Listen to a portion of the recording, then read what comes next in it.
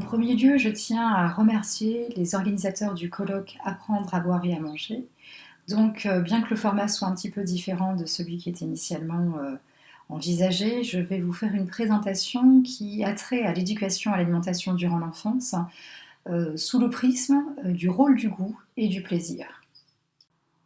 En guise d'introduction, apprendre à boire et à manger, selon le père fondateur de la sociologie Émile Durkheim, semble être le premier, si ce n'est le plus important, des apprentissages. En effet, il nous dit qu'il saute aux yeux que toute éducation consiste dans un effort continu pour imposer à l'enfant des manières de voir, de sentir et d'agir auxquelles il ne serait pas spontanément arrivé. Dès les premiers temps de sa vie, nous le contraignons à manger, à boire, à des heures régulières.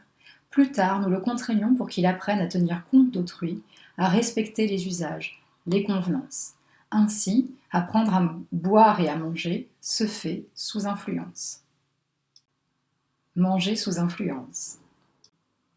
Manger est-il un acte aussi naturel et spontané que nous le croyons? Telle est la question introductive d'un ouvrage sous la direction de Boris Cyrulnik qui tente à montrer qu'effectivement nos comportements sont à la croisée de multiples contraintes et influences, plus ou moins explicites ou tangibles. Selon le point de vue d'une socio-anthropologie de l'alimentation est au fondement des sociétés humaines, car, comme nous l'indiquait si bien Anne Hubert, le manque caractérise l'humain. Ainsi, donc, l'acte alimentaire atteste de l'incomplétude de l'homme, puisque celui-ci doit manger régulièrement, et de tout pour combler ses besoins vitaux, et qu'il doit aussi se tourner vers autrui pour le faire, car le nourrisson ne survit que dans la dépendance totale à son entourage nourricier. L'alimentation est donc, de ce point de vue-là, nécessairement sous influence. En outre, comme on le sait, l'instinct alimentaire est peu opérant dans l'espèce humaine, puisque les organismes des mangeurs ne peuvent accepter n'importe quoi et que les connaissances protégeant leurs organismes des substances toxiques sont une condition obligée pour se nourrir. Françoise Paul Lévy parlait d'un évitement des toxiques comme étant un système complexe d'expérimentation et d'observation élaboré et transmis au cours de l'histoire des populations, en particulier par les modèles alimentaires de chaque groupe humain.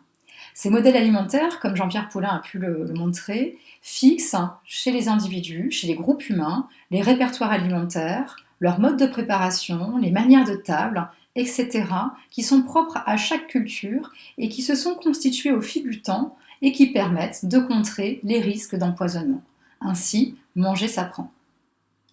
Jean-Pierre Poulin a notamment théorisé cet intérêt pour les influences alimentaires à partir de ce qu'il a identifié comme étant l'espace social alimentaire, qui permet de penser à l'échelle d'une société ou d'un groupe humain comment la culture investit l'espace laissé libre par les contraintes, qu'elles soient d'ordre physiologique et biologique, et dans ce cas, nous nous intéressons en particulier aux impacts de la culture sur le génétique, ou qu'elle soit d'ordre écologique, et dans ce sens précis, nous nous intéressons aux impacts de la culture sur le biotope.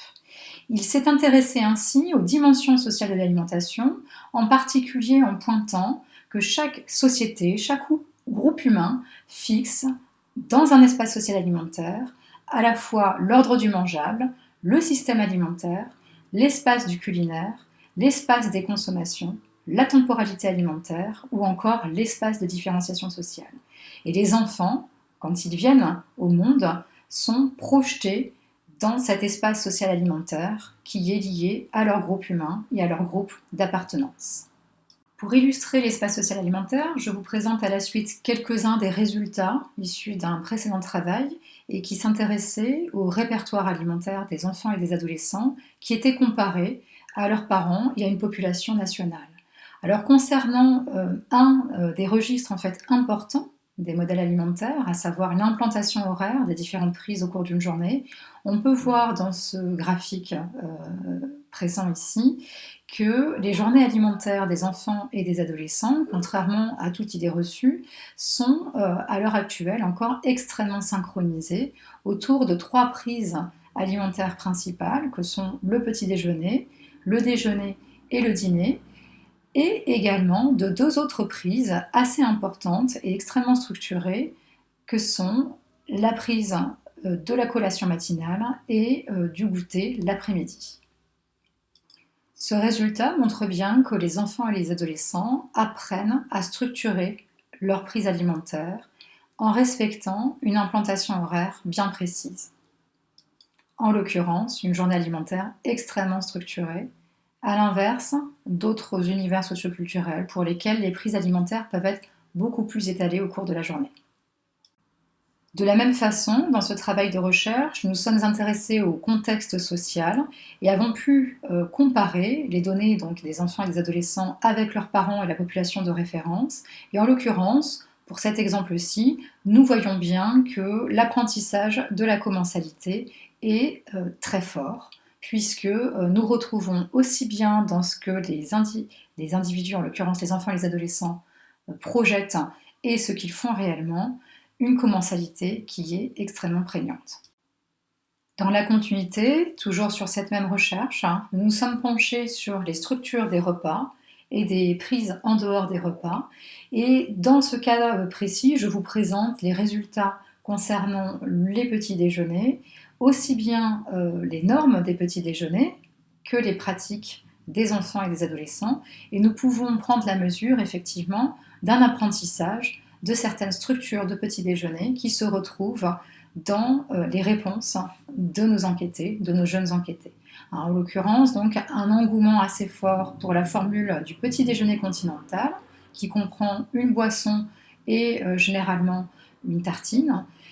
et la présence également d'autres formes qui comprennent toujours une boisson chaude avec des viennoiseries pour le continental classique 2 ou des céréales de petit déjeuner. Donc on voit bien qu'il y a un apprentissage dans la structure des repas qui est représenté en fait ici, puisque les enfants l'évoquent aussi bien dans ce qu'ils pensent qu'ils devraient manger le matin que dans ce qu'ils ont réellement mangé.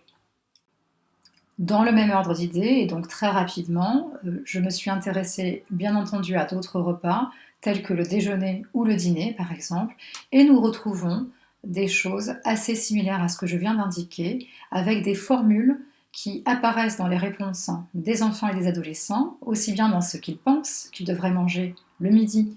et le soir, que dans ce qu'ils ont fait réellement la veille, avec notamment l'apparition de la structure dite traditionnelle qui consiste à proposer un repas composé de plusieurs items, en l'occurrence une entrée, un plat, une garniture et un fromage et ou un dessert. Ainsi, nous comprenons, au travers de quelques exemples rapidement esquissés, que l'alimentation, bien sûr, est sous influence et fait l'objet d'apprentissage. Alors, penchons-nous sur la sollicitation dans le cadre de ce colloque et qui consiste à penser l'éducation à l'alimentation sous le prisme du goût et du plaisir. Alors pour commencer et un peu en guise de provocation, j'aurais envie en fait de présenter l'ouvrage de Sandrine Monnery-Patrice, Le bébé gastronome, et en particulier finalement l'impensé du bébé gastronome, c'est-à-dire quel modèle ce bébé gastronome sous-tend-il, quels sont les présupposés et quelles sont aussi les normes auxquelles on peut rattacher cette figure du bébé gastronome. Alors effectivement, dans les travaux que je mène auprès de tout petits, j'entends plutôt des gens s'exprimer sur le fait que les petits enfants seraient des estomacs sur pattes ou qu'ils seraient des tubes digestifs, des petits corps mangeants finalement qui apprendraient au fur et à mesure à s'alimenter. Et donc, progressivement, on chemine vers l'idée d'un bébé éduqué et d'un bébé là, dans le cas de figure précisément en fait, proposé ici, d'un bébé gastronome. Alors bien entendu, cela sous-tend en fait un lien avec l'éducation et au-delà de l'éducation, bien sûr, avec la socialisation dans les contextes dans lesquels sont projetés les tout-petits. Et ça sous-tend aussi, cette idée de bébé gastronome, probablement une réflexion sur la régulation du plaisir que je vais essayer de dérouler. Alors concernant la régulation du plaisir, on peut déjà se pencher sur une préoccupation assez centrale dans les travaux de recherche actuels et qui a trait aux déterminants de la faim et de la satiété. Deux constats sont proposés et sur lesquels il y a plutôt un consensus. Le premier constat, c'est de considérer la capacité innée des nourrissons à contrôler la quantité d'aliments ingérés, en l'occurrence s'arrêter de manger quand ils sont rassasiés. Le second constat, c'est de considérer l'amoindrissement de cette capacité innée avec l'avancée en âge des nourrissons, et selon leur contexte de socialisation, naturellement, lesquels sont principalement étudiés à partir des pratiques parentales de nourrissage ou des interactions entre la personne qui nourrit et le nourrisson, donc plus largement l'entourage nourricier. Alors, ce que l'on peut dire, c'est que l'intérêt croissant pour ce domaine de recherche repose sur une meilleure compréhension des comportements alimentaires des enfants mangeant au-delà de la sensation de rassasiement en raison du développement du surpoids et de l'obésité chez le jeune enfant, qui plus est dans des sociétés qui connaissent l'abondance. Alors, cette dimension amène à porter l'attention sur le rôle de l'entourage nourricier au cours des prises alimentaires pour y analyser finalement les incitations à manger en plus grande ou en moindre quantité et leurs incidences sur la régulation de la faim et de la satiété chez les jeunes enfants. En l'occurrence, on va se pencher par exemple sur des pratiques nourricières qui consistent à avoir recours à la pression, telle que forcer son enfant à manger ou finir un aliment. Le recours aussi à des pratiques de restriction, limiter volontairement la consommation d'un aliment ou d'un groupe d'aliments, ou encore le recours à ce qui s'apparenterait à une forme d'alimentation émotionnelle, consistant à offrir un aliment à un enfant, soit en récompense d'un bon comportement, soit en réponse à une émotion négative. Effectivement, ces pratiques nourricières sembleraient interférer sur la capacité innée du nourrisson en ne répondant pas aux signaux de faim et de rassasiement exprimés, ce qui altérerait, a priori, le contrôle des apports alimentaires de ces nourrissons et aurait donc pour conséquence une prise de poids accélérée. Les développements récents des connaissances sur la régulation des apports alimentaires aboutissent en l'occurrence à de nouvelles recommandations dans les politiques nutritionnelles qui peuvent être à destination à la fois des parents, comme premier entourage nourricier, mais que l'on retrouve aussi dans les systèmes éducatifs. Ces recommandations nutritionnelles, en particulier, peuvent déboucher sur des productions normatives, notamment dans les savoirs professionnels de soutien à la parentalité, par exemple, dont l'approche décrite dans la désignation faite de nourrissage réceptif pour décrire une manière de nourrir qui serait plus centrée sur le comportement de l'enfant et les besoins exprimés, est une parfaite illustration et que l'on retrouve donc de plus en plus fortement dans les recommandations. Alors, une autre question peut faire son apparition par rapport au propos qui est le nôtre, consistant l'éducation à l'alimentation des jeunes enfants, et en particulier le rôle du plaisir et le rôle du goût. Alors, cette préoccupation va, par exemple, se centrer sur la vitesse d'ingestion des enfants, qui souvent correspond à un indicateur qui permet, par la répétition et par l'expérience, aux parents, ou plus largement aux entourages nourriciers, d'objectiver la dynamique de la faim et du rassasiement. Pour eux, donc pour cet entourage nourricier, un enfant qui mange vite serait un enfant qui a faim. Mais cette interprétation est souvent lacunaire, puisqu'une autre question se pose à l'entourage nourricier, à savoir, est-ce qu'un enfant qui mange vite a faim ou est-ce qu'il aime ce qu'il mange? Et donc là, on voit rapidement la question du désir, et plus fondamentalement la question du plaisir, faire son apparition. Alors, avant d'approfondir cette question du désir et des modalités d'apprentissage, de régulation de ce plaisir, il me semble important de faire un petit rappel sur les contextes d'alimentation de ces dernières années, en particulier l'engagement en faveur de la santé nutritionnelle. Alors effectivement, s'il ne s'agit pas d'une nouveauté, puisqu'il y a une longue tradition d'encadrement des pratiques éducatives, en particulier celles des couches populaires, ou des franges jugées les plus éloignées des normes des classes dominantes en matière d'éducation, à l'alimentation par exemple, et aussi en matière d'éducation à la santé. Depuis une vingtaine d'années, avec le Programme national nutrition santé, les pouvoirs publics se sont engagés en France dans des mesures, dans des dispositifs qui visent de plus en plus fortement à soutenir le travail de soins, le travail éducatif et de socialisation des parents en particulier, mais plus largement de l'ensemble des acteurs qui interviennent dans l'alimentation des enfants en faveur d'une bonne santé nutritionnelle. Ce sont des politiques qui sont assumées par de nombreux partenaires, après l'État qui en fixe les principes et les objectifs, Et ces politiques nutritionnelles sont centrées sur les enfants eux-mêmes, ou sur les familles. Au cours de la petite enfance, ces politiques nutritionnelles à destination des parents sont de plus en plus amenées à désigner les parents comme étant les grands responsables de leurs enfants en matière de santé nutritionnelle et de bien-être. Ceci s'inscrit aussi dans un contexte de montée en puissance des politiques familiales centrées sur l'enfant et qui présentent la vulnérabilité chez l'enfant et visent à consolider le bien-être chez l'enfant dans son intérêt supérieur et dans le respect en fait de son intérêt supérieur. Ainsi, l'alimentation au cours de la petite enfance en particulier est l'objet de nombreuses prescriptions et les parents en particulier sont soumis à de nombreuses normes issues des agents et des relais des prescriptions dans le domaine de la santé, de la petite enfance, de la parentalité et de la famille. Comme a pu le montrer Séverine Gojard il y a déjà quelques années, le métier de parent, et en l'occurrence le métier de mère, expose ceci à une pluralité de prescripteurs de normes plus ou moins légitimes. La santé et de plus en plus donc le bien-être justifie une attention particulière à la diététique familiale, mais aussi professionnelle, dans la petite enfance, en particulier chez certains parents qui sont plutôt issus des populations les plus défavorisées socialement. Ces contextes normatifs participent aussi à renforcer la primauté maternelle dans la santé nutritionnelle. Et on verra combien sur cette question de la santé nutritionnelle, eh bien, la thématisation actuelle qui est faite autour du goût et autour du plaisir participe en fait à refondre le plaisir dans la santé autour de cette notion du bien-être dans la santé nutritionnelle.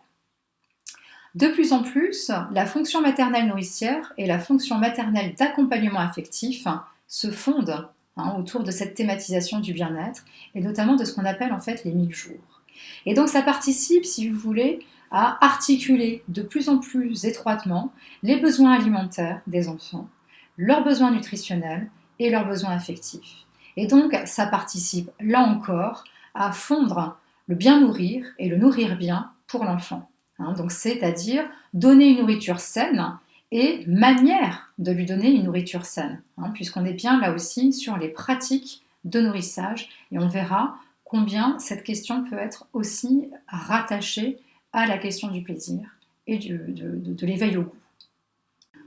Alors, toujours dans les éléments de contexte importants aussi pour saisir ce qui se joue dans la socialisation alimentaire des enfants et puis des plus grands enfants, des adolescents par la suite, c'est l'importance en fait accordée à l'alimentation précoce, notamment autour de cette notion que l'on présente dans l'initiative en fait des 1000 jours. Effectivement, cette notion participe en fait à pointer l'influence de la nutrition néonatale sur le reste de la vie, en insistant sur la programmation métabolique et la programmation en fait, des comportements alimentaires. Les moyens d'agir qui sont pointés et exprimés notamment par l'un des défenseurs de l'initiative des 1000 jours en France, qui est Umberto Simeoni, consistent en fait à souligner l'importance d'une part de la nutrition et des styles de vie, en l'occurrence parentaux quand on a un projet d'enfant, la nutrition de la femme enceinte, la nutrition infantile précoce, mais également tout un spectre, si vous voulez, qui a trait à l'éducation en fait, au goût et aux conduites de nourrissage, notamment les conduites parentales de nourrissage. Des enjeux sociaux organisent cette question. Des enjeux éthiques importants se dessinent aussi avec cette perspective des 1000 jours et qui participent, si vous voulez, à accroître les processus en fait normatifs et les processus en fait de contrôle, mais aussi probablement de stigmatisation, voire de processus d'exclusion, dès lors que les pratiques de nourrissage sont en dehors de ce qui est proposé dans les prescriptions et dans le sens du nourrir bien et bien nourrir notre enfant. Donc ainsi, on va voir, si vous voulez, un paysage normatif augmenté considérablement et consistant à concilier à la fois ce qui est donné, mais aussi la manière dont c'est donné. Et on verra combien l'éveil en fait sensoriel, l'éveil au goût prend une place tout à fait particulière dans ce contexte pour lesquels on s'intéresse aussi au contexte socio-affectif de nourrissage à l'intérieur des pratiques de nourrissage. Ces normes, elles prennent place dans des préoccupations autour de l'alimentation contemporaine, qui plus est l'alimentation contemporaine des enfants et des adolescents, qui depuis plusieurs décennies est pensée plutôt comme quelque chose de pathologique, plutôt que des mutations en cours.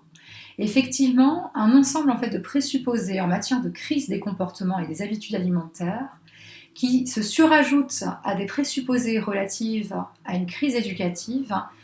permettent de plus en plus fortement de penser l'alimentation contemporaine comme pathologique, notamment parce qu'elle constitue une incertitude sociale autour de l'enfance, telle qu'on va le voir dans la slide qui va suivre. Alors avant ça, proposons aussi quelques éléments de contexte par rapport à l'alimentation contemporaine et qui visent en fait à exacerber cette incertitude sociale sur l'enfant et ses présupposés en fait en matière de crise à la fois des comportements mais aussi de crise éducative. En l'occurrence, ce qui est souvent pointé, c'est l'industrialisation des modes d'alimentation proposés aux tout petits et qui aurait peut-être des conséquences sur la connaissance et l'acceptation en fait, des produits. En l'occurrence, c'est par exemple chez les tout petits de s'intéresser aux effets sur la néophobie d'une alimentation qui serait principalement industrielle et qui participerait finalement à rendre plus difficile la diversification et la multiplication des expériences en fait sensorielles qui, en l'occurrence, en fait, favoriseraient des inclinations en fait à la néophilie chez l'enfant. Ces éléments-là sont évidemment questionnés. De la même façon, l'alimentation en fait standardisée participe à être interrogée autour d'une question centrale qui est de savoir si cette alimentation en fait, dont les process de fabrication sont standardisés participe en fait à diminuer la palette sensorielle des enfants, en l'occurrence en les amenant finalement à une forme de moyennisation des goûts. Donc ça, c'est ce premier point qui est questionné. Et également, dans l'alimentation du tout petit, c'est la question des projections sensorielles qui, dans les processus de socialisation, seraient un peu défaillantes, puisque, jusqu'à preuve du contraire, les parents ont du mal à finir les petits pots industriels de leurs enfants, sauf quand ils sont sucrés. J'y reviendrai. Enfin, le dernier point a trait à la médicalisation de l'alimentation, y compris des enfants, dans la mesure où beaucoup ont montré les discours nutritionnels qui peuvent être fluctuants et qui participent, ainsi que Claude Fischler a pu le montrer, à une cacophonie nutritionnelle qui est aussi très très présente chez les parents. Des effets pervers peuvent être aussi perceptibles puisque, au gré des savoirs nutritionnels et de leur fluctuation, on peut avoir des injonctions en matière de prescription en fait, nutritionnelle qui peuvent varier d'un enfant à un autre au cours d'une décennie. Également, cette médicalisation en fait, de l'alimentation, elle participe à accroître les préoccupations autour de la régulation en fait, de l'appétit. Tout à l'heure, je vous ai évoqué rapidement cette question-là en parlant du bébé gastronome. Ce que ça sous-tend, ce bébé gastronome, c'est son pendant, le bébé gourmand. Et donc c'est toute la problématique finalement du dosage entre ce qui est nécessaire à sa santé et ce qui serait peut-être de l'ordre d'une gourmandise et donc d'un plaisir qu'il va falloir apprendre à réguler. Alors en effet, concernant ces présupposés en matière de crise des comportements et des habitudes alimentaires, de même que ces présupposés relatifs à une crise éducative, eh bien, ces présupposés participent à consolider l'idée d'une certaine incertitude sociale sur l'enfant, dans la mesure où les enfants, très tôt dans leur vie, et très tôt dans leur socialisation, seraient projetés dans un environnement à risque, et en particulier parce qu'ils seraient cuisinés en quelque sorte par leur environnement alimentaire, leur environnement de consommation, Et l'incertitude sociale chez l'enfant va se traduire finalement par différents imaginaires sur l'enfance, qui peut être pensé soit comme l'enfant victime, mais aussi l'enfant rusé, ou encore l'enfant négociateur, hein, notamment en matière de consommation, hein, et de pouvoir prescripteur, et bien entendu l'enfant compétent, c'est-à-dire qu'on va le doter de savoir, lui permettant peut-être de socialiser en retour des parents qui seraient défaillants dans l'éducation. Et on verra combien, en matière d'éducation dans les espaces autres que ceux de la famille, il peut y avoir la tentation effectivement de doter l'enfant de compétences pour venir transmettre la bonne parole dans les familles. Alors plus fondamentalement, si vous voulez, ces figures de l'enfance, elles s'inscrivent dans des préoccupations autour de la transmission contemporaine, avec toute une série de conséquences à la fois sanitaires, mais aussi économiques, sociales, culturelles et identitaires, et des horizons qui peuvent être potentiellement questionnés en termes de ressources ou de coûts, à la fois démographiques, politiques et économiques. Donc, dans ce contexte, effectivement, on a des préoccupations extrêmement fortes, hein, qui amènent à mieux comprendre peut-être ce qui est fait à destination des familles et à destination en fait, des enfants pour asseoir leurs habitudes alimentaires. Dans ce contexte de médicalisation de l'alimentation, que Jean-Pierre Poulain d'ailleurs a appelé un contexte de nutritionnalisation, le plaisir de manger est questionné, notamment dans sa conciliation avec la santé et l'équilibre alimentaire. Pour reprendre des questions que l'on peut retrouver, hein, exposées et proposées en fait à différents moments, on a bien cette question d'un plaisir qui pourrait être l'ennemi de l'alimentation et aussi de la santé. C'est également le plaisir dans sa dimension en fait, hein, de perversion en quelque sorte, hein, qui est supposée autour de la problématique de l'addiction. Finalement, c'est la perte de contrôle de soi, hein, et la menace en fait que peut comporter le plaisir qui est questionné dans notre société qui, rappelons-le, est une société d'abondance alimentaire. Alors si on reprend cette épineuse question de savoir si le plaisir est un ami ou ennemi de notre alimentation, eh bien, pour caricaturer, deux grandes grilles de lecture s'affrontent. La première est celle qui pose le plaisir comme un obstacle, un risque pour la santé, dans la mesure où le plaisir mettrait en péril le contrôle individuel, et qu'il entraînerait en fait des difficultés dans la mise en place de campagnes de prévention visant à changer les habitudes alimentaires. Dans cette grille de lecture, bien entendu, on suggère que le plaisir doit être discipliné, hein, et qu'on doit discipliner l'appétit pour le plaisir, ce penchant des êtres humains pour le plaisir. L'autre grille de lecture est de considérer à l'inverse que le plaisir pourrait être un bénéfice pour la santé. Par exemple, on va pointer l'incidence d'une trop grande restriction cognitive du plaisir dans le développement de troubles du comportement alimentaire. On va aussi, dans une grille de lecture peut-être plus socio-anthropologique, pointer le bénéfice du plaisir comme rôle protecteur contre l'obésité et les troubles alimentaires. En l'occurrence, ce qui va être souligné autour notamment de la notion de commensalité, qui sera sans doute exposée par Claude Fischler, c'est la possibilité finalement de diffuser des valeurs positives sur l'acte alimentaire, mais aussi de faire reposer l'acte alimentaire sur une forme hétéronomique qui participe finalement à insérer nos manières de consommer, nos pratiques alimentaires dans des appareils en fait normatifs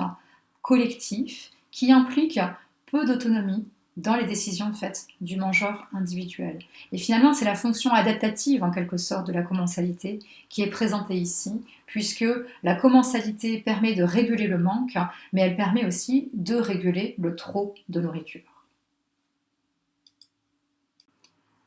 Le plaisir et la science de la nutrition entretiennent, jusqu'à un passé assez récent, une relation relativement ambiguë. Ce que l'on peut retenir des relations qu'entretient la science de la nutrition avec le plaisir, c'est plutôt une inquiétude, un déplacement aussi des critères du bon usage du plaisir, de la morale vers la science et des rapports de pouvoir éthique vers les biopouvoirs de la rationalité scientifique en vue de la santé. Et on va voir combien le plaisir peut être aussi instrumentalisé au service du bien-être et plus largement de la santé, au sens de wellness en anglais, et combien aussi ces relations favorisent des mécanismes de domestication et de dressage du plaisir. Vous comprendrez donc combien dans les pratiques de nourrissage que les recherches observent, eh bien, des recommandations en fait soient proposées en vue de domestiquer justement cette relation au plaisir alimentaire. Les problématiques de l'obésité, des troubles du comportement alimentaire, des addictions bien entendu, viennent reconfigurer cette relation au plaisir. En outre, les processus de médicalisation et de nutritionnalisation de l'alimentation conduisent aussi à divulguer une relation peut-être plus ascétique au plaisir. On parle par exemple de sobriété. Mais l'accentuation du discours sur l'importance du plaisir et de l'hédonisme comme contrepoint à la nutritionnalisation et à la montée d'un certain ascétisme et puritanisme commence depuis plusieurs années à faire son apparition dans les régimes minceurs. Également, le retour de la subjectivité dans leur relation plaisir-nutrition que l'on peut retrouver notamment dans ce concept en fait de manger en pleine conscience, que certains nutritionnistes en fait évoquent et qui permet de considérer ici le plaisir comme une émotion en fait positive au service de l'équilibre alimentaire de l'individu. Donc ça peut laisser sous-entendre qu'il y aurait un apaisement de la relation entre plaisir et nutrition. En l'occurrence, en ce qui me concerne, je défends l'idée qu'il y a une thématisation en fait, scientifique et sociale du plaisir qui opère depuis plusieurs années, mais qui opère dans une refonte du plaisir dans la santé autour de cette fameuse notion en fait, du bien-être alimentaire au sens de wellness en anglais. Ainsi, comme nous l'avons montré avec Jean-Pierre Poulain dans plusieurs publications, la thématisation sociale et scientifique du plaisir opère paradoxalement sur fond d'obésité en France. Et en l'occurrence, donc, le plaisir va être revendiqué par beaucoup d'acteurs, objet plutôt d'un fort consensus, même si les propositions qui peuvent émaner des uns et des autres ne s'inscrivent pas forcément dans un registre similaire. Alors en l'occurrence, le plaisir peut être revendiqué par les professionnels de l'alimentaire comme contrepoint à la diabolisation en fait, de leurs produits, et donc comme contrepoint à la nutritionnalisation. Et donc l'objectif ici, c'est de réconcilier santé et plaisir. Concernant les psychologues, ça va être de pointer l'importance en fait du plaisir dans la construction et l'épanouissement de l'individu. Et ici, on va mettre l'accent sur la fonction positive dans l'éducation au goût. Et on comprend bien ici combien certaines recommandations publiques en matière de santé nutritionnelle s'adossent de plus en plus à cette grille de lecture, notamment autour des interactions dans les actes alimentaires entre l'entourage nourricier et les enfants, d'autre part. C'est un objet qui peut être aussi revendiqué par les nutritionnistes, en pointant, comme je l'ai évoqué, l'importance du plaisir comme émotion positive au service de l'équilibre alimentaire.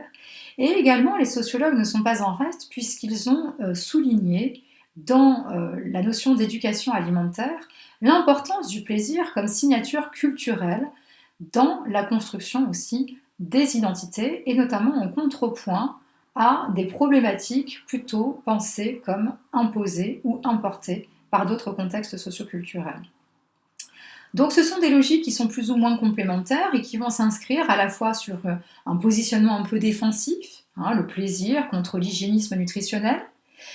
qui vont également renvoyer à une forme de désamorçage du processus de médicalisation de l'alimentation, d'une forme de dédramatisation de la situation et, pour le dire avec les mots de certains, d'une forme de réenchantement de l'alimentation. Et on comprend bien combien les nouvelles recommandations en matière de santé nutritionnelle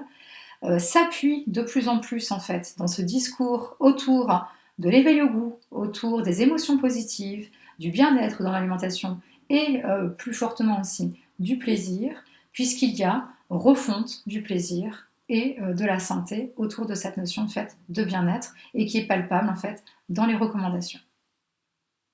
En somme, on va le voir, c'est souligner l'utilité sociale du plaisir. Alors pour comprendre Cette notion, il s'agit de se pencher sur une forme de relégitimation du plaisir alimentaire en France depuis plusieurs années et qui participe finalement d'une thématisation qui relaie la réflexion faite sur le goût dans les sociétés du sud de l'Europe. Comme nous l'avons montré avec Jean-Pierre Poulain, depuis la fin des années 90 et le début des années 2000, cette thématisation à la fois sociale et scientifique participe à organiser notre imaginaire sur le plaisir et notre rapport au plaisir dans l'éducation alimentaire. Alors, en l'occurrence, si à la fin des années 90 et au début des années 2000, on avait plutôt un discours sur le plaisir qui était centré sur les petites conséquences liées à la consommation en fait, de produits donnant du plaisir, on était bien entendu dans un contexte en fait, de forte diabolisation des aliments. À partir des années 2005, une lecture plus forte a fait son chemin, qui a consisté à pointer l'importance en fait du plaisir comme levier de l'épanouissement psychologique. Et dans les années 2005, la psychologisation en fait de cette question a opéré de manière assez forte et a été aussi visible dans les recommandations. La notion de plaisir protecteur a fait également son chemin en lien avec cette psychologisation de la question, en insistant sur l'importance d'avoir au cours de l'acte alimentaire et des apprentissages alimentaires, des émotions positives dans la mesure où ça participe à construire des catégories cognitives liées à l'alimentation qui soient positives et du coup plutôt enclines à réduire la néophobie alimentaire chez l'enfant. Une autre grille de lecture a fait son chemin et qui s'inscrit plutôt dans la dimension de plaisir ludique et d'éveil sensoriel, en soulignant justement que dans l'éducation alimentaire, le plaisir permet d'ancrer les relations de négociation entre parents et enfants, c'est le fameux plaisir récompense, le plaisir qui fonctionne comme une prime, mais c'est aussi le plaisir au service de l'éveil sensoriel, de la curiosité et donc de la lutte contre la néophobie qui, là encore, fait son chemin. Et donc, on a pu voir un regain d'intérêt pour l'éducation sensorielle, et notamment ces fameuses classes du goût, refaire leur apparition de manière plus forte. Une autre grille de lecture est apparue aussi à partir des années 2005, jusqu'aux années 2011 à peu près, avec finalement un regard sur l'importance des plaisirs partagés, donc les plaisirs socialisés, en particulier au regard de deux notions que sont les convivialités alimentaires d'une part et la commensalité d'autre part. En l'occurrence, donc, il s'est agi de pointer l'expression en fait identitaire et socialement contrôlée de ce plaisir socialisé et d'asseoir la montée de l'éducation alimentaire adossée justement à ces contextes socioculturels. Le plaisir et le bien-être, tel que je le suggère, autour d'une refonte du plaisir dans la santé, a aussi fait son chemin, en particulier à la faveur des travaux sur le wellness en anglais, et qui consiste effectivement à s'intéresser à l'incorporation alimentaire et aux effets ressentis par les corps mangeants. Depuis les années 2010 jusqu'à présent, on a surtout insisté sur la disjonction en fait, du plaisir et de la commensalité en montrant des formes de composantes en fait, adaptatives liées à la commensalité, notamment dans les possibilités qu'elle offre en matière de régulation en fait, du plaisir et de l'appétit. Donc c'est ce que j'évoquais tout à l'heure sur cette hétéronomie et cet encadrement par des normes sociales qui est sous-tendu dans des repas en fait commensaux et qui participe finalement à consolider un certain contrôle et à, en l'occurrence, réguler les comportements. Alors soit quand il y a des pénuries autour du manque, soit quand on est en situation d'abondance, voire de surabondance, autour du trop de nourriture. Donc on voit, si vous voulez, dans le paysage en fait, français, différentes manières de penser cette question du plaisir alimentaire, et c'est quelque chose que je vous propose du coup d'approfondir juste après.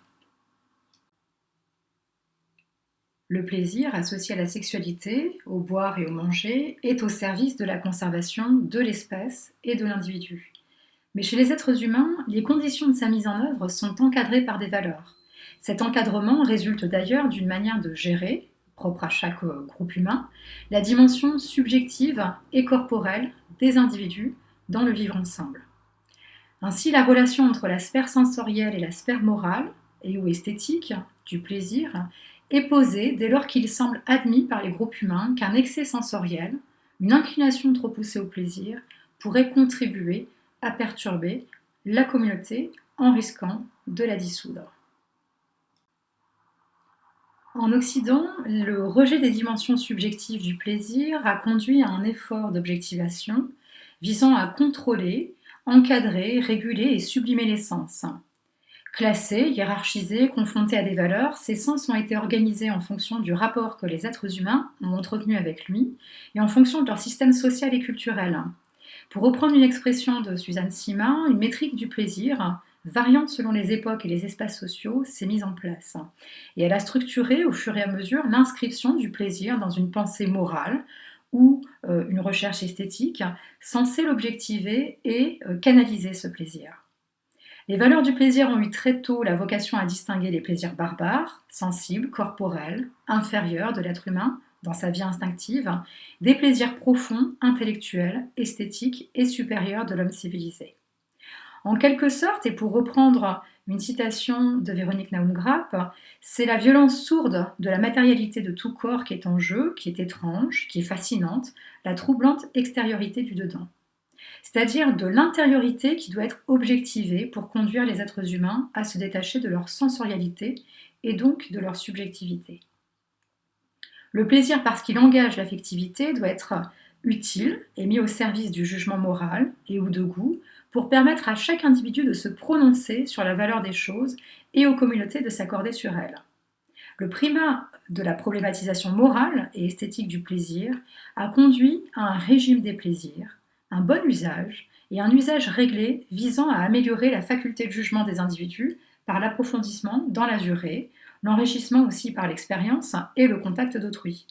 C'est donc la condition humaine spirituelle dans la sphère intellectuelle du plaisir qui a plutôt été privilégiée à la condition humaine corporelle dans le monde sensoriel avec les propriétés charnelles du plaisir.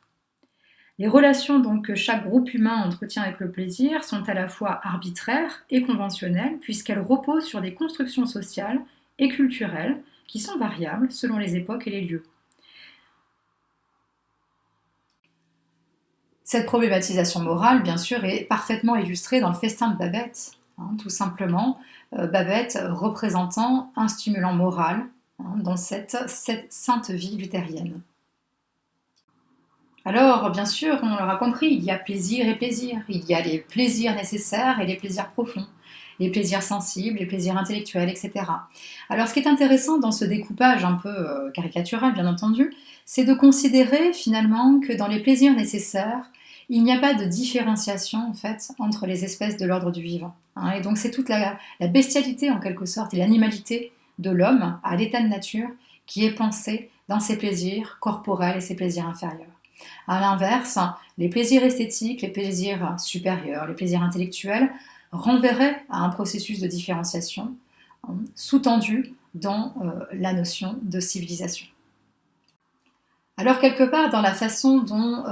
notre société a problématisé le plaisir, il y a un peu sous-tendu l'idéologie du progrès par la formation des esprits et on peut voir finalement que les enfants sont plutôt plus proches dans cette conception de la nature et de l'inné, à l'inverse en fait des adultes et des modernes qui se retrouveraient plutôt du côté de la civilisation et donc de la culture.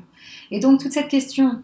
du bébé gastronome que j'introduisais vise finalement à apprendre aux enfants à boire et à manger, à prendre du plaisir et à ressentir en fait du plaisir dans des conditions qui sont fixées par les modèles alimentaires, par les sociétés, par les normes, les valeurs d'une société. Le plaisir ainsi que la façon dont les individus en usent ont été au cœur d'une préoccupation morale, dans l'univers judéo-chrétien en particulier, visant à en rationaliser les usages par l'introduction de certaines valeurs éthiques censées donner les clés des bons usages de celui-ci. La question éthique couvre donc un champ très vaste de réflexion qui va de l'usage au bon usage et appelle ainsi à considérer les moyens mis en œuvre pour régler, pour ajuster les comportements de plaisir dans le sens plutôt du bien, de la bonté, mais aussi de l'utilité et du progrès, voire enfin de la distinction, notamment dans la gastronomie française. Souvent, la raison et l'expérience ont été mises en avant comme source possible d'ajustement et réunies sous l'étiquette de concept de réalité, ainsi que le mentionne Suzanne Simard dans un ouvrage sur la question. La doctrine utilitariste repose sur deux grands principes qui ont été énoncés par Jeremy Bentham, puis bien entendu prolongés par ses héritiers, tels Stuart Mill ou Adam Smith par exemple.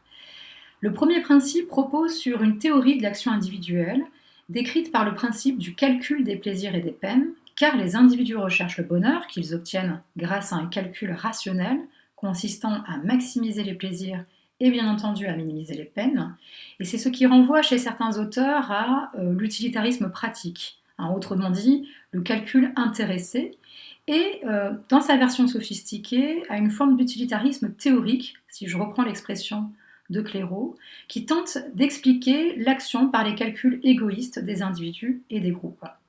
Sous cette forme, donc, la doctrine utilitariste se retrouve dominante en économie et dans une partie de l'analyse sociologique qui a accepté le modèle de l'acteur agissant en fonction de ses intérêts. Le second principe de la doctrine utilitariste repose sur l'idée d'un plus grand bonheur pour le plus grand nombre, soit la maximisation donc du plus grand bonheur du plus grand nombre.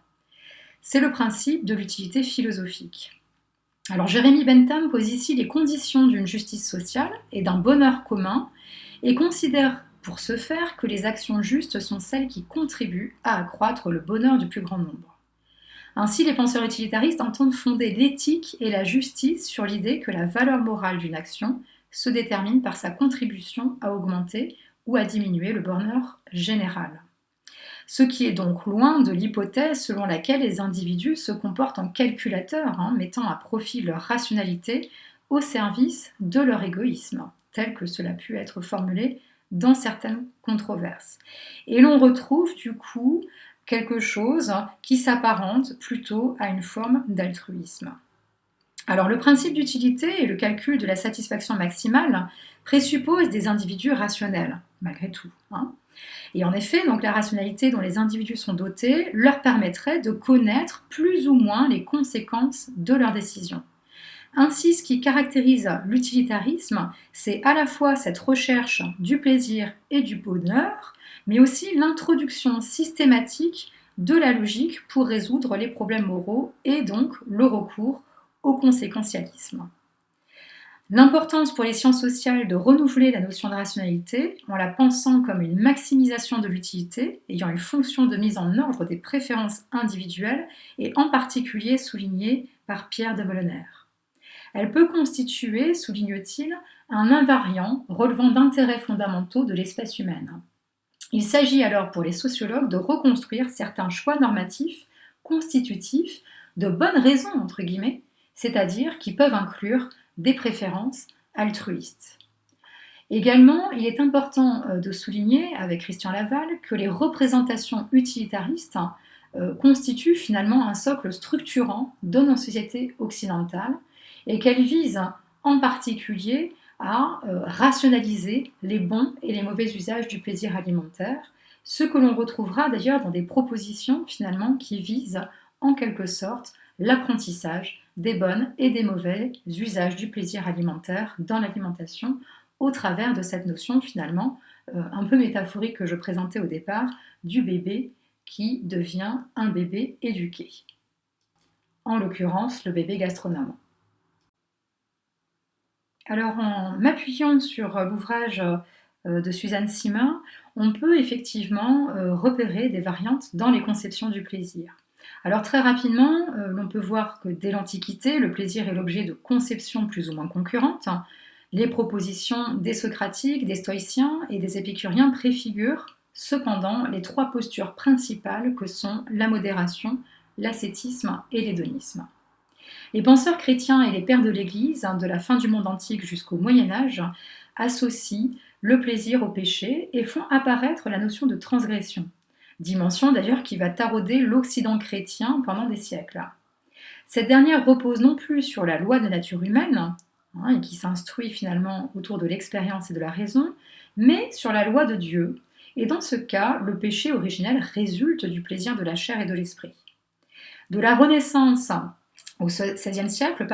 une conciliation s'opère entre hédonisme et christianisme. C'est une période caractéristique de l'exaltation de la beauté des corps et des plaisirs des sens dans plusieurs domaines. Le XVIIe siècle se caractérise quant à lui par le retour d'un certain stoïcisme. C'est le siècle de la raison et des querelles mystiques. La jouissance traduit l'amour intellectuel de Dieu. L'utilitarisme philosophique du XVIIIe siècle, dont je viens de parler, supplante la doctrine sensualiste ou matérialiste, et c'est essentiellement l'aspect esthétique du plaisir qui domine. Le développement de la gastronomie française à cette époque est d'ailleurs favorisé par l'émergence d'une instance nouvelle du corps social, le critique gastronomique, qui va organiser le goût pour configurer l'espace sensible du plaisir de la table. Passeur entre deux mondes, l'aristocratie et la bourgeoisie, le critique gastronomique, tel qu'a pu notamment le montrer Jean-Pierre Poulain, définit et transmet le bon et le beau, oriente le gastronome bourgeois, ignorant des choses du goût. Grimaud de la Reynière et Brillat-Savarin seront ceux qui vont instituer cette fonction sociale. Mais le plaisir des sens n'est pour autant pas complètement réhabilité puisqu'il est écarté au bénéfice des usages de réception et des manières de table qui réglementent sa mise en œuvre, son expression. Intérêt mondain et esthétique gustative donc sont formalisés dans les ouvrages de bonne manière et de civilité. On apprend ces bonnes manières et on apprend à avoir un plaisir gourmet. Ainsi, donc, pour Jean-Anthelme Brillat-Savarin, le goût est le plaisir instruit de la valeur des choses, qui inclut la connaissance de ce qu'il faut accepter ou écarter. Les plaisirs nés de la sensation réfléchie permettent la communion, puisque l'homme de goût comprend et partage le plaisir d'autrui. Ce paradigme du goût s'inscrit dans une posture utilitariste permise par la rationalité des individus. La raison a pour tâche non seulement de discipliner les fonctions sensorielles, par la réprobation des excès, et également par le bon goût de canaliser la sociabilité en soudant les individus par le partage des sensations qui tend à annihiler toute expression individuelle et subjective, pour reprendre un propos d'Olivier Assouline. Alors, je tiens simplement en fait à souligner le tournant qui va être le passage du plaisir, d'une pensée finalement philosophique et morale, à la science, notamment à partir de la psychanalyse et donc des apports de la psychanalyse freudienne. Alors à la fin du XIXe siècle, c'est un sacré tournant puisque le plaisir, qui était plutôt l'objet d'une pensée morale, entre dans la science. Et donc ça va permettre d'extraire le plaisir de l'ordre philosophique et moral en insistant sur les fonctions du plaisir dans l'économie pulsionnelle et la vie psychique. Ici, donc, c'est la composante subjective qui devient centrale dans la psychanalyse en interprétant les manifestations faites conscientes et inconscientes de notre vie psychique qui seraient soumises à la domination du plaisir. On insiste bien sûr sur le fait que les sentiments, les émotions, la construction d'identité s'organisent autour de cette polarité plaisir-déplaisir. Donc ici, pour ce qui nous intéresse, on se penche bien entendu sur le mangeur comme étant un être de désir et de passion, dans la mesure où l'alimentation s'inscrit dans cet ordre du désir et que l'alimentation est régie aussi par des pulsions et sont source de plaisir. Donc des pulsions et du plaisir dans la mesure où l'alimentation comme la sexualité sont pour la première en fait au service de la conservation de l'espèce et pour la seconde au service de la conservation de l'individu. Alors une fois aussi que le plaisir est l'objet d'une préoccupation scientifique, on peut se pencher sur cette question autour des apports assez fondamentaux en psychologie du goût et qui vont être là traduits de façon très réduite. Donc dans cette acceptation, si vous voulez, c'est s'intéresser en fait au plaisir dans le renforcement en fait des apprentissages et qui consiste aussi à pointer la dimension instrumentale du plaisir. Le principe, c'est de considérer que le plaisir est important dans le lien entre sensation et représentation et qu'il est donc un moteur essentiel d'apprentissage. Il peut fonctionner en fait comme une prime, comme une prime, pardon, et il vient renforcer la construction en fait, des normes, mais aussi la sémantisation proposée dans l'acte alimentaire. C'est donc le passage en fait, de la fonction biologique à la fonction sociale qui est ici souligné, avec un rôle de renforcement du plaisir dans l'éducation. En conséquence, donc, on va s'intéresser à la formation des préférences, à la formation des répertoires alimentaires et à la construction des identités autour de ce lien avec le plaisir. Alors pour poursuivre la réflexion, je vous propose de se pencher maintenant sur les contextes socio-affectifs et la question des émotions gustatives. En France, Matti Kiva, psychologue du goût, a été le premier à s'intéresser aux émotions gustatives en contexte, en précisant que les pratiques alimentaires sont toujours inscrites dans un contexte affectif et relationnel, l'émotion et l'hédonisme jouant un rôle majeur et étant un des moteurs d'apprentissage. Donc ici, je remets en fait des propositions faites par Matti Kiva autour du réflexe gusto-facial qui a permis en fait de souligner l'importance des interactions sociales dans la façon dont l'enfant va exprimer et apprendre à exprimer des émotions gustatives en contexte et apprendre à sémantiser, donc à dire les mots sur les aliments qu'il consomme dans un contexte d'interaction sociale, en l'occurrence ici avec la mère. Et Matti Kiva a beaucoup contribué à la compréhension de ce qui se joue autour de l'alimentation, autour de l'acte nourricier, dans la formation, justement, dans la socialisation en fait, des tout-petits et dans la formation de leur identité. À titre illustratif, je vous présente ici un résultat d'un travail que j'ai conduit avec Amandine Rochdy et qui s'intéressait à l'alimentation du tout-petit et en particulier à une distinction entre les petits pots industriels versus les petits pots faits à la maison. Alors ce qui est saisissant ici, c'est qu'on a deux produits au process en fait, de fabrication extrêmement différents, mais la désirabilité de l'aliment est en jeu ici, autour du fait maison notamment, puisque les parents se projettent et les enfants se projettent dans la consommation de l'aliment fait par les parents, à l'inverse en fait, des produits industriels. En l'occurrence, ça a été de repérer dans les entretiens menés avec les parents le fait que ces derniers ne consomment pas les petits pots industriels, à l'inverse de ceux qu'ils peuvent préparer pour leurs enfants. Et dans les mécanismes en fait, et les processus de socialisation, la désirabilité de l'aliment est un élément en fait, de communication tout à fait fondamental pour à la fois fixer le plaisir chez l'enfant et fixer aussi le désir de consommer tel ou tel produit alimentaire. Ainsi, les contextes socio-affectifs dans lesquels les apprentissages alimentaires sont faits sont tout à fait essentiels, en particulier parce qu'ils constituent les premiers liens avec le monde extérieur. Donc c'est l'entourage nourricier, bien sûr, avec les relations que l'enfant peut tisser avec sa mère, avec son père, avec une assistante maternelle, avec sa famille. Tout ceci, bien sûr, à conjuguer au pluriel, parce que ça participe en fait à dessiner les contours de la personnalité de l'enfant. Et ça va fixer ce qu'il aime, ce qu'il n'aime pas, si cet enfant est gourmand, s'il est glouton, s'il prend du plaisir à manger, etc. Et nous avons pu montrer dans plusieurs des travaux auxquels nous avons participé qu'il y a des variations faites dans les tensions éducatives qui peuvent avoir aussi des effets sur la socialisation des tout-petits, et notamment dans l'apprentissage et la régulation autour du désir et autour du plaisir, et les apprentissages autour du goût. À titre d'exemple, dans plusieurs de mes travaux, je me suis intéressée donc à cette variation des tensions éducatives et en montrant par exemple que les hommes participent à l'alimentation des tout-petits et souvent quand ils participent, parce qu'ils sont principalement en fait dégagés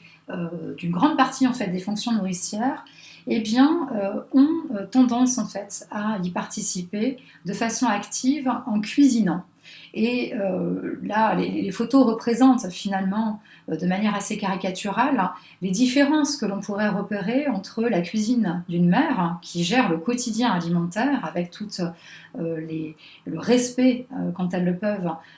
des recommandations nutritionnelles et des contraintes aussi associées. Et puis le travail alimentaire prodigué par les pères qui est plutôt de l'ordre de l'extraordinaire et constitue souvent une empreinte en fait culinaire et sensorielle assez stimulante pour les enfants et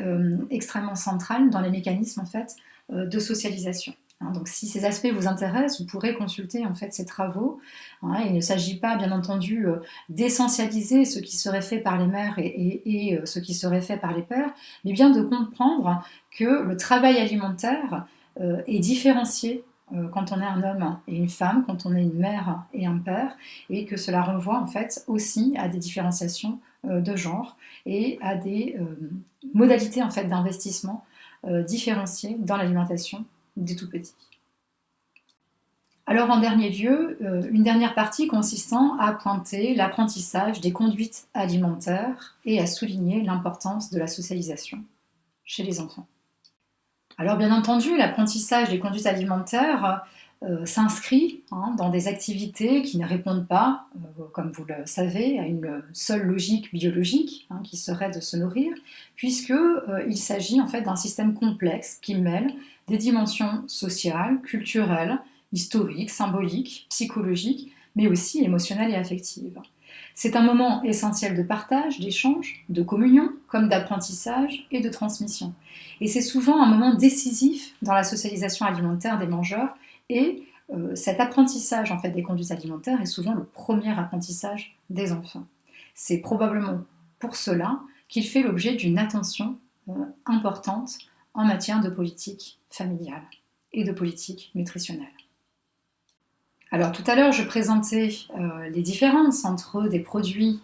industriels et des produits faits maison, notamment sur la question de la désirabilité alimentaire. Un autre point en fait est ressorti de ce même travail qui consistait effectivement à percevoir que dans ce qui est fabriqué à la maison, il y a la possibilité de mettre en scène très très fortement l'activité alimentaire comme étant moteur des apprentissages et aussi de la sémantisation et donc de l'appropriation de l'alimentation en fait pour moi. Hein, c'est ce qu'a pu montrer en fait Mati Kiva autour de cette notion de savoir et d'apprendre pour les enfants à exprimer ce que veut dire manger pour moi. Et effectivement, le fait maison en fait permet souvent aux parents de proposer une offre alimentaire permettant aux enfants de distinguer, de différencier, de compartimenter les ingrédients, à l'inverse de produits industriels qui sont souvent mélangés dans un fond de sauce assez similaire. Et également, le fait maison permet de saisir, de prendre, de picorer, de piquer, donc ce serait quelque chose qui serait tout à fait moteur dans les apprentissages en fait, liés à l'appréhension. Et puis enfin, de mettre dans la main, puis dans la cuillère et enfin dans la fourchette, soit moteur de l'apprentissage en fait, des manières de table. Donc, ce fait maison présente l'avantage finalement de socialiser l'enfant et de socialiser aussi le parent par l'alimentation et le langage. Et donc, c'est quelque chose qui est tout à fait moteur des apprentissages. Dans ce registre, donc, si on se penche sur cette question de l'éducation à l'alimentation et du rôle du plaisir, l'on peut voir que le plaisir revêt un statut multiple, à la fois physique, psychique, social et culturel, qui permet en fait aux enfants de se construire. En l'occurrence, donc, en ce qui concerne les critères physiologiques, donc le plaisir sensoriel, c'est permettre à l'enfant un plaisir du corps à corps avec l'aliment, c'est permettre à l'enfant de goûter l'aliment comme saveur en fait du monde, puisque toute socialisation finalement est à la fois ouverture à la sensorialité, mais aussi restriction. C'est un plaisir cognitif, puisque des critères psychosociologiques sous-tendent aussi notre rapport au plaisir, les aliments étant le support de représentation, ils ont du sens, et il y a donc du plaisir à incorporer en fait ce sens et ces sens, donc du plaisir à incorporer ces symboles. Et puis également, les situations et les contextes socio-affectifs font sens. Enfin, il s'agit d'un plaisir commensal et convivial, et ce sont plutôt des critères sociologiques, puisque manger, c'est s'incorporer dans un groupe social, Et cela sous-tend aussi un désir donc de s'intégrer, de se lier, avec également des effets de régulation sociale dans l'être ensemble qui peuvent être tout à fait possibles. Donc on voit bien que le plaisir en fait revêt des dimensions extrêmement multiples et plurielles. J'ai montré donc dans le travail réalisé auprès d'enfants et d'adolescents que cette notion de plaisir commensal ou parfois convivial était apprise par les enfants et transmise du coup par leurs entourages nourriciers. On sait bien que les dimensions en fait commensales structurent très fortement les relations que les mangeurs entretiennent avec le plaisir en France. À tel point d'ailleurs qu'on peut se demander si on a la possibilité d'exprimer, ressentir du plaisir en étant seul. Il y a parfois une obligation presque morale à dire que manger, c'est forcément manger en partageant, manger avec les autres. En tous les cas, cette dimension est transmise en fait aux jeunes générations et c'est ce qu'on montre en fait certains des résultats. Alors ici, je ne présente pas l'ensemble des résultats, mais quelques éléments qui permettent en fait d'asseoir cette réflexion. Et j'ai montré notamment dans ce travail que le plaisir se situe en fait à deux niveaux, celui de manger avec les autres et ou celui de manger comme les autres. Dans ce travail, j'ai aussi montré que nous sommes dans un contexte qui est l'alimentation contemporaine, qui permet de plus en plus en fait de s'affranchir du poids du groupe, du poids des normes collectives, en permettant en fait d'exprimer des préférences individuelles. L'alimentation contemporaine est de plus en plus en fait un lieu d'affirmation aussi de l'individualisation, notamment au travers des portions individuelles. Et donc ça participe, si vous voulez, à favoriser la dynamique en fait de ne plus manger comme l'autre tout en mangeant avec lui. Puisque de nombreux en fait, résultats dans mes recherches ont permis de montrer que la commensalité pouvait être transmise aux jeunes générations, donc le fait de se rassembler pour manger ensemble, mais qu'elle pouvait aussi se vivre avec l'affirmation de certaines préférences individuelles qui permettent en fait de penser le plaisir de façon un peu différente. Donc le plaisir, si vous voulez, c'est un plaisir de partager un moment ensemble, mais pas forcément en fait de partager un même plaisir gustatif. Ainsi, deux processus coexistent en fait tout au long de la vie. Les processus de socialisation au plaisir alimentaire, et ici donc on va se pencher plutôt sur les modes de transmission, d'héritage et d'appropriation du plaisir,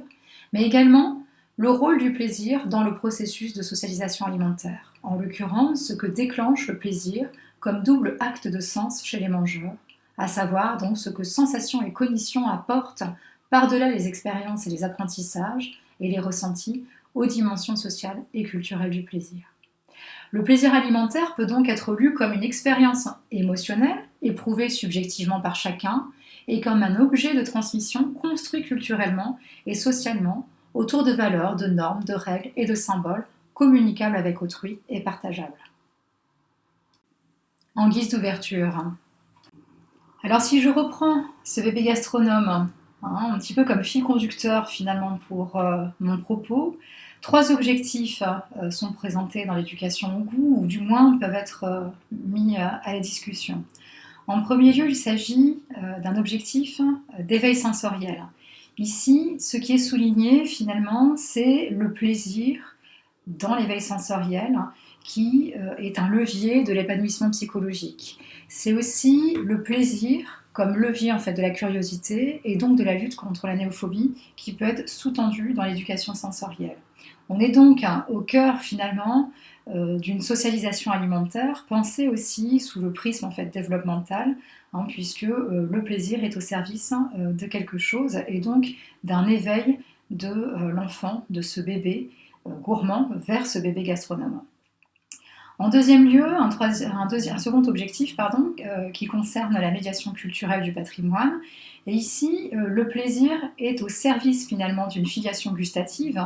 dans l'éducation alimentaire ou l'éducation sensorielle, dans la mesure où il constitue un éveil, un apprentissage des patrimoines alimentaires. Et en l'occurrence ici, c'est le plaisir dans sa composante sociale, culturelle, identitaire qui est ici sous-jacente.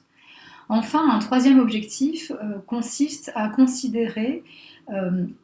l'éducation au goût dans la dimension artistique, avec notamment l'art culinaire. Et finalement, c'est ici le plaisir esthétisé, hein, le plaisir de l'éducation gastronomique, hein, qui est pointé dans ces arts culinaires. Alors, bien entendu, on peut faire le parallèle avec l'aphorisme en fait, hein, de Brillat-Savarin dans le paradigme du goût, qui précisait, comme je l'ai déjà proposé, les animaux se repaissent, l'homme mange, l'homme d'esprit seul sait manger. Effectivement, ces objectifs sont sous-tendus dans l'éducation au goût et les programmes qui peuvent être proposés pour former les enfants, pour leur apprendre un bon usage des plaisirs et du désir et du goût. Alors une illustration rapide, puisque ce programme Plaisir à la cantine sera peut-être présenté dans le cadre de ce colloque, mais effectivement, ce programme est intéressant puisque dans les objectifs qu'il présente, il y a effectivement l'idée de redonner du sens à l'acte alimentaire, mais il s'agit de redonner du sens en le reliant à la fois aux aspects de goût, de sociabilité et de ritualité alimentaire, mais aussi de dimension nutritionnelle. Donc il est sous-tendu finalement, là encore, un rapport en fait au bon usage du plaisir, à l'utilité aussi sociale du plaisir, au sein d'un espace qui est différent de l'espace familial, qui concerne l'espace de la cantine. Une dernière illustration avec les arts de faire culinaires au collège, comme précédemment évoqué, dont l'objectif central est de passer par la pratique pour les jeunes et qui s'organise autour de différents modules, dont un module d'éveil à la cuisine et d'éveil au goût, et puis un module d'exploration des arts de la table à travers l'histoire et les cultures notamment. Autre illustration avec le collectif École comestible qui là aussi sous-tend un réenchantement des repas en éduquant les enfants donc, au goût et à l'alimentation et dans un écho finalement avec des enseignements qui sont prodigués en classe, mais aussi des repas et des prestations en fait, qui sont proposées dans l'espace de la cantine. Donc on a ici un programme en matière d'éveil sensoriel qui participe en fait à une forme de réenchantement, mais là aussi un réenchantement finalement utile. Alors ces exemples, si vous voulez, qui seront sans doute développés par mes collègues, m'intéressent par rapport à la question du plaisir et de l'éducation, dans la mesure où ces dernières années, l'espace en fait de l'école a plutôt été investi par la question nutritionnelle. Et on voit combien ces nouveaux programmes, et je pense aussi à des programmes comme les arts de faire culinaires qui ont été développés, etc., proposent des orientations, si vous voulez, qui visent à concilier à la fois la question nutritionnelle avec cette fameuse question du plaisir. Cependant, et c'est ce que j'ai essayé en fait d'expliquer, même rapidement, on est dans une lecture, si vous voulez, du plaisir, qui est une lecture du plaisir utile, et qui est probablement en fait adossée à nos représentations utilitaristes comme socle structurant de nos sociétés contemporaines. Et on a du mal en fait à dissocier le plaisir de son utilité et de ses bons usages. Et c'est probablement lié en fait à une histoire ancienne, comme j'ai essayé de le montrer rapidement, de problématisation en fait morale, philosophique et esthétique de notre rapport au plaisir et qui participe finalement à apprendre chez l'être humain à réguler ce penchant pour le plaisir et le désir. Voilà, je vous remercie et je suis tout à fait disposée en fait à répondre à des questions en aparté. Vous aurez donc mes coordonnées. Pour ce faire, donc, je vous propose en fait rapidement quelques publications dans lesquelles ce que je viens d'exprimer en fait est rédigé et probablement de façon plus précise et rigoureuse que l'exercice auquel je me suis prêtée et je reste donc disponible pour répondre à d'éventuelles questions par l'entremise des messageries.